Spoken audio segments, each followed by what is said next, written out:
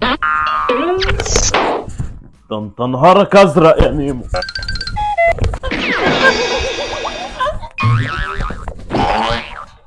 انا سبونج بوب بوب بوب، انا سبونج بوب.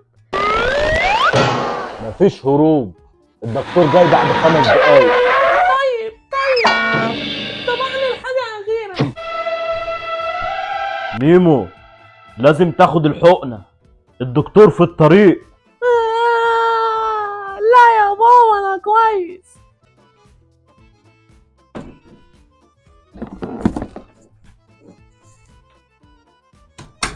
السلام عليكم. مين المريض اللي عايز حفلة إبر النهاردة؟ إحنا هنا بنستخدم الحقن النووية للقضاء على الفيروس في أقل من ثانية. مش هاخد الحقنة، مش هاخد الحقنة، مش هاخد الحقنة.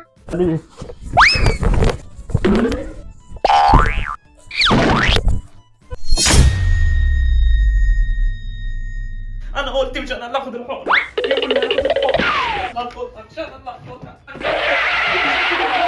مش هاخد الحقنة. A few moments later. لو عايز تهرب زي ما كنت عايز مفيش حاجة تمنعك. ده مش وقت هزار يا ميمو، دي حقنة مش لعبة. يا جماعة خليكم هاديين. ايه ده؟ وانت يا ابن الكلب هتاخد الحقنة. لحظة، الحقنة دي فعلا لسفينة. أيوة لسفينة مش ميمو. يعني إيه؟ دي مش فرصة إن أنا اللي أهرب.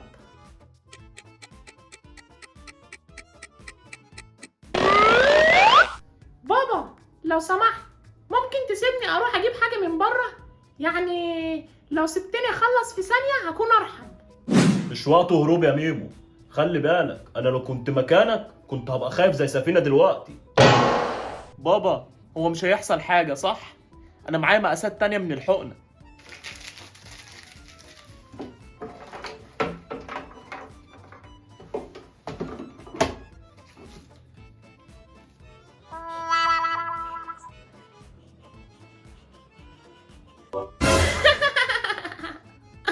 يا نهار اسود، كل دي حقنة؟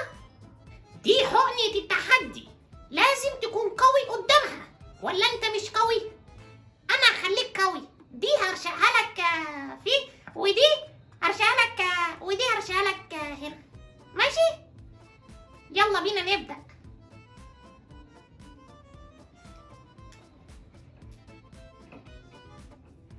تعالالي يا حبيب امك، تعالالي.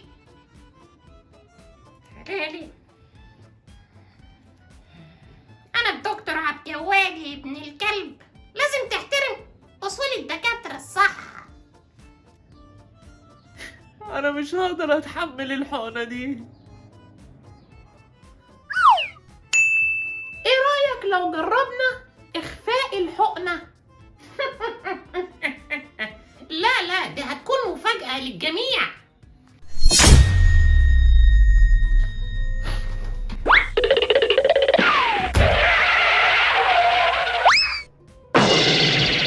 مش هتعرف تهرب. يا عم وسع بقى، ده انت عيل رخم.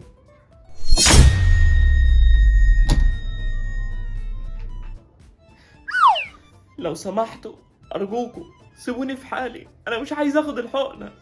ما تخافش، هو انت هتروح للدكتور ولا هتهرب للبيت اللي جنبينا؟ خلينا نعمل مسابقة، لو سفينة هو اللي عدى من تحت الطاولة هو مش هياخد حقنة. مش هقدر أعدي من هنا. A few minutes later.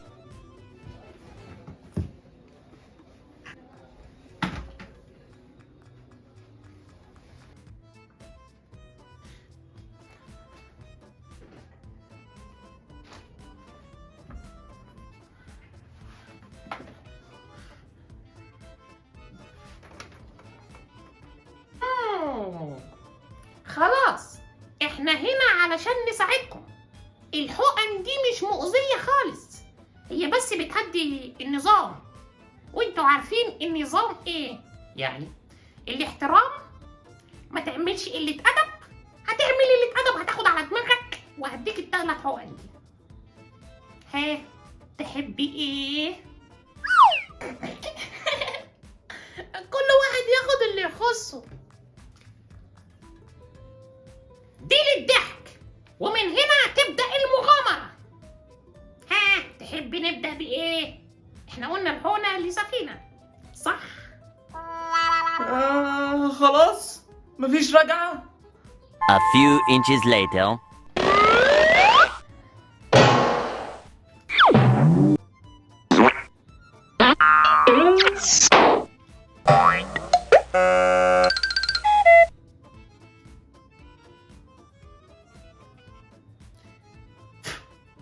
خلاص مفيش داعي للقلق. ال3 حقن دول هيخليك زي الفل. تعالى لي يا روح حبك. لا لا لا لا يا دكتور، مش دي اللي كنت عايزها، دي ضخمة جدا. يا أخي خلاص، على الأقل في حد هيتعذب غيري. ميمو سيبك من الكلام ده، الحقنة مش مؤذية خالص. ال3 حقن دول بيعالجوا كل حاجة حتى الخوف. لا فين يا بابا، هو هيموتني.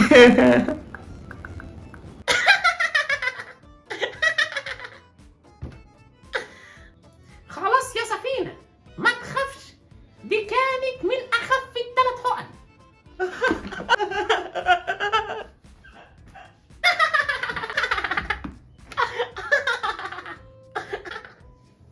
مش ممكن، ده نفس اللي كنت أعمله لو كنت مكانه. كلنا اتعلمنا درس النهاردة، الحقنة مش حاجة كبيرة، لكن الهروب هو اللي بيخليها كبيرة.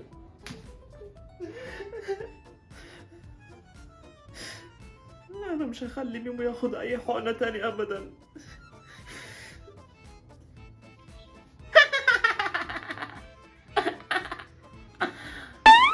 لو عجبك الفيديو ما تنساش تعمل لايك واشتراك في القناة وتفعل زر الجرس عشان يوصلك كل فيديوهاتنا الجديدة. وشوف عايز فكرة فيديو اعملها اكتبها في التعليق. يلا سلام. شكلكم كده هتحتاجوا حقنة لكل واحد فيكم عشان تبطلوا تحبوا بعض.